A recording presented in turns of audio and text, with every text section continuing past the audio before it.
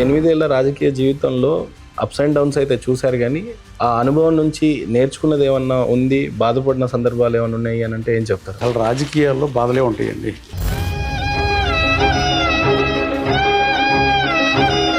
గతంలో వైసీపీలో చాలా అవమానాలు అవహేళనలు ఎదుర్కొన్నా. 2 మంత్రులు ఉంటే వాళ్ళు నా మీదే పనిచేశారు. నేను పవర్ లేకపోయినా జనరేటర్ మీద నడిపా. గన్నవరం కాన్స్టిట్యూన్సీలో నా మనుషుల్ని, నా వర్గాన్ని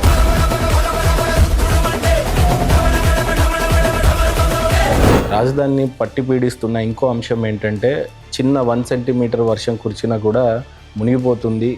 ఈ సమస్య బలంగా ఉన్న చోట రాజధానిని ఏ రకంగా నిర్మిస్తారు? వీళ్ళు మాట్లాడేదానికి అసలు అర్థం లేదు. అర్ధరహిత వాదనకు సమాధానం చెప్పడం మూర్ఖత్వం.